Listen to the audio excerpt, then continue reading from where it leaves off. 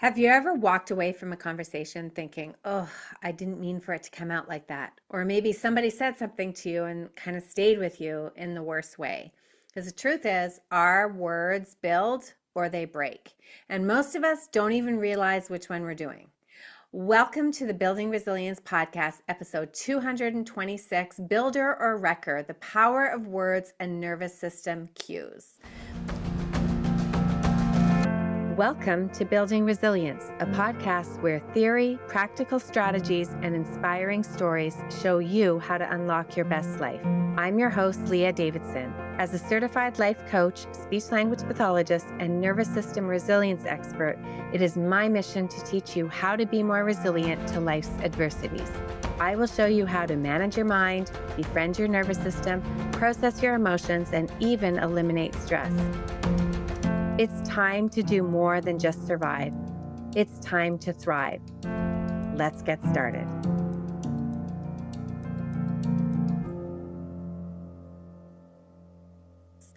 Hello, everybody. I am so happy to have you back. I'm glad you're here. Today's topic touches on something that we all experience daily, how we communicate. But more than that, it's about how we impact the people around us and how they impact us.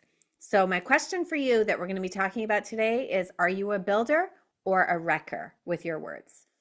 Now, before we dive into the topic, please do me a favor. If you are enjoying the podcast and find it helpful, then please share with a friend, leave a review. I would so appreciate it. And if you're watching this on YouTube, then please subscribe, share, and like as well. I want to reach as many people as possible. And with your help, it will allow me to do so.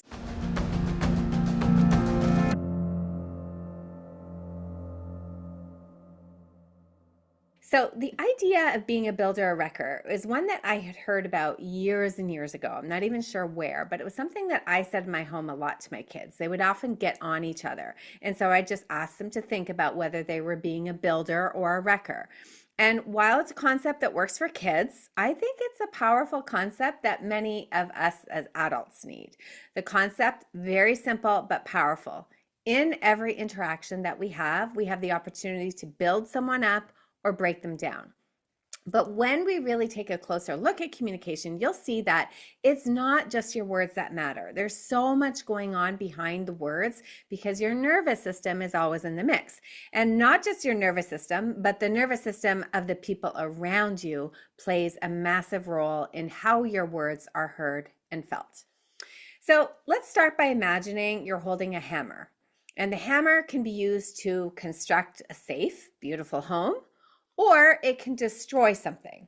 It can knock holes in the wall. It can tear down the frame. So the same tool, different intention.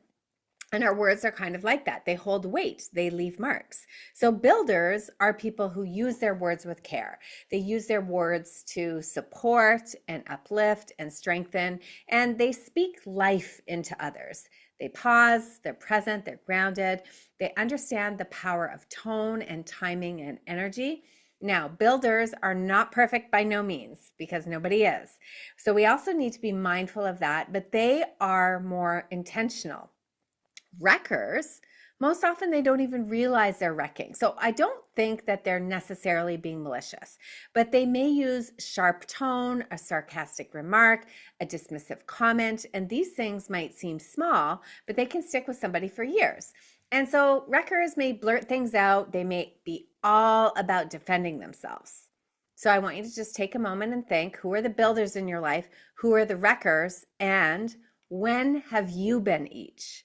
Because the truth is, we've all played both roles. Often we're wreckers without even realizing it.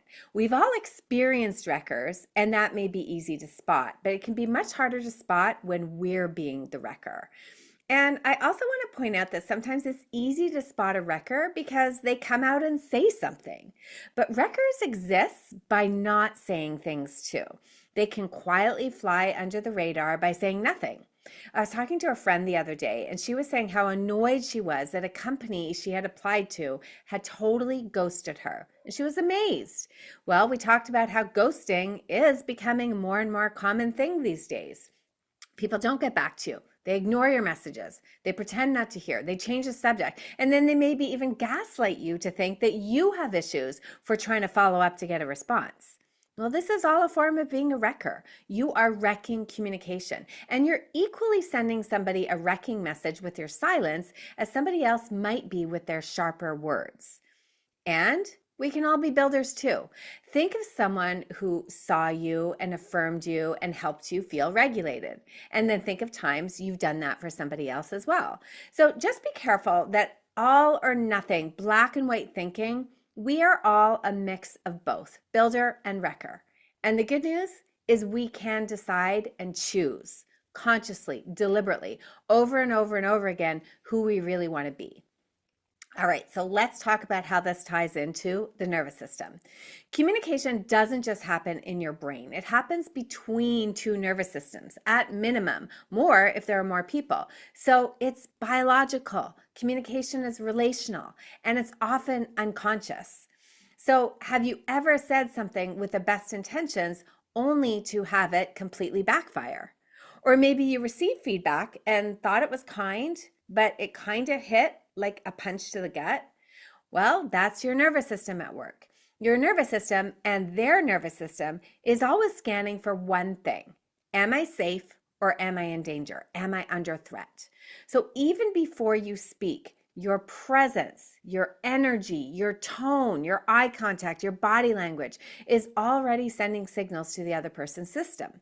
That's why tone and body language and facial expressions matter just as much, sometimes even more than the actual words. You may have had an experience where somebody said, I didn't say that, or that's not what I said, but you know that their tone and body language and facial expression and energy is communicating something different than their words. Now, when somebody feels safe to you, they stay in their zone of resilience. That's where understanding and creativity and connection and compassion live. But if their nervous system perceives any kind of threat, whether it's real or not, they will shift into a protection mode. And that could look like defensiveness or shutting down or lashing out or going numb. So if you want to be a builder, you have to learn how to send cues of safety. You need to be communicating from your own regulated nervous system state. Now let's talk about co-regulation just for a minute, because this is where things can get really powerful. Co-regulation is when one person's nervous system helps regulate another person's. It is how our nervous systems communicate with each other. It's really how babies will calm down in parents' arms. It's why you feel safe with certain friends. It's why a teacher's calm presence can settle a chaotic room.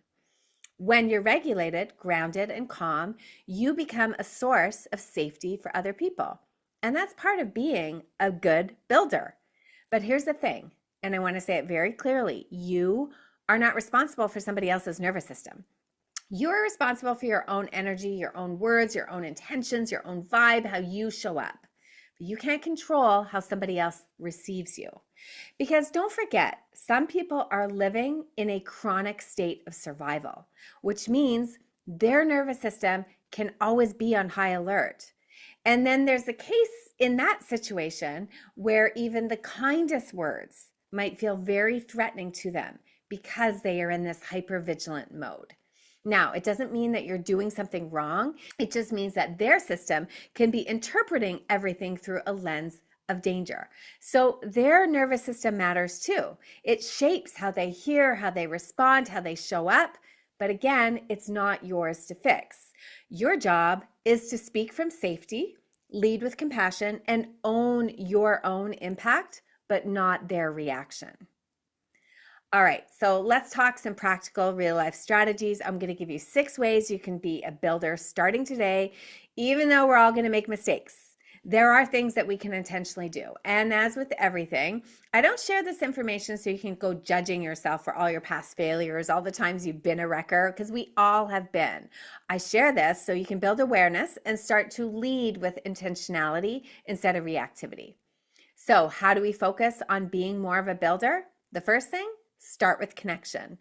Before we go into conversations that maybe are a little tough or giving somebody feedback, we want to anchor in warmth. a kind tone, eye contact, a soft opening. This is where you can stop, pause, and breathe and regulate yourself. Because if you dive into a conversation with aggression, or you have something to prove, or you're in a dysregulated state, you're actually setting the whole tone in danger. So it's going to be really hard to have a good conversation. So start with something connecting. Establish the love or the mutual support, the mutual desire for connection, or acknowledgement that everyone has their own perspectives.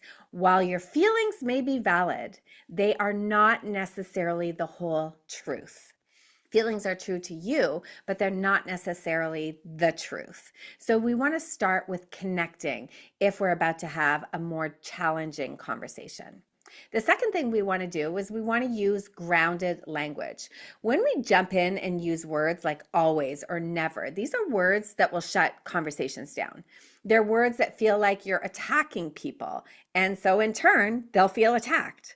Try speaking from experience. Maybe saying something like, this is how I feel. I recently had a conversation where somebody told me, this is how I feel. It may not be the truth or what you intended, but it is still how I feel.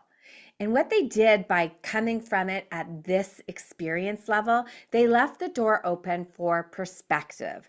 They left room for good intentions. They left the door open for grace as well. Rather than accusing you always or you never, which really relays messages of danger that will activate the nervous system, they invited in room for grace, good intentions, and different perspectives. The third thing is regulate yourself first. And maybe this really should have been the first one, but it kind of is the most basic. All communication should be immersed in regulation. Hard to do, but that's what we're aiming for. Before you say anything, just pause. Check in with your own body. Asking yourself, you know what I'm going to say, the safety sequence, am I safe? Do I feel safe? And then acutely relax your body. Breathe, loosen your muscles, do the ragdoll, drop your shoulders. Then you can speak from your zone of resilience, not from reactivity. It can be hard to remember. So if you forget, you and me both, give yourself grace. As you learn new habits, it takes time and you will, of course, mess up. Now, the fourth way you can work on being a builder is to be curious and not certain. So instead of assuming the worst, ask questions. Try something like, can you tell me what's going on for you? Can you tell me what happened? Can you tell me what's happening, what your experience is? Curiosity keeps the door open. Certainty can slam it shut. I used to always say to my kids when they were growing up, find explanations in charity. Why jump to the worst assumption? Give people the benefit of the doubt. There are often so many layers behind what people say and do. So get curious about those layers. Life is so much more enjoyable. Relationships are so much more enjoyable when they're driven by curiosity rather than jumping to assume bad intentions. Now, the fifth thing you can do is acknowledge without fixing. Sometimes people do just need to feel seen and heard and not solved. And this can be a hard one for all of us. We often want that. We want to be seen and heard, but we don't realize that often we're so focused on us wanting to be seen and heard that we forget to give others that gift. You are important and unique, just like everybody else. So acknowledge and just be. And this, in turn, sends a nice cue of safety to somebody else. The sixth thing you can do is set boundaries without blame. Being a builder doesn't mean being a pushover. For example, you may be in a conversation, but things are heading off in the wrong direction. So maybe you're going to stop and say, listen, I want to talk about this, but I need to feel safe too. Can we take a break and try this again in a bit? This is taking ownership, accountability. It is truly regulation in action. Now, I know what you may be thinking. Okay, what about if I've done all these things, actively tried to be a builder, and the person still reacts from defensiveness or shutdown? Well, this is the part that takes the most resilience. Just because you show up well doesn't mean the other person is ready to receive it. Because remember, they might be stuck in survival mode. They may interpret, because of the lens through which they view the world, they may interpret kindness as manipulation. They may have their own internal wreckers that have nothing to do with you. And that's hard, but it's also human. We all kind of do it. So if this is happening, Just come back to what's true. Are you doing your part? Are you staying grounded and regulated? Are you intentionally trying to be a builder? Because that really is enough. So, just to sum things up for you, your words really hold the power to build or wreck relationships. So, we want to choose them wisely. And safety and communication is always going to start with you. When you regulate your nervous system, you create conditions for connection. But you're not responsible for how somebody else receives you. You are responsible for how you show up. And co regulation is real. Your presence matters, and so does theirs. Now, being a builder, it certainly isn't about being perfect. It's about being intentional and compassionate and curious and honest. And for sure, there will be times when you'll mess up. You will make mistakes. You will be a wrecker. You will say unkind things. But give yourself a break too. Lots of self-compassion, lots of grace. If you're trying to live as intentionally as possible as a builder, that is what you want to focus on.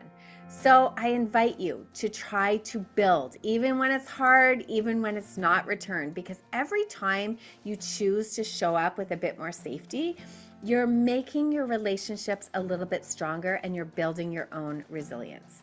I hope you found that helpful, and I'll see you next time.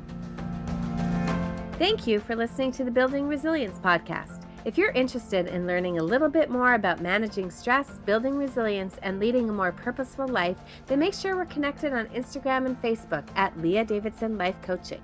You can also subscribe to my weekly newsletter at www.leahdavidsonlifecoaching.com/newsletter. Looking forward to connecting.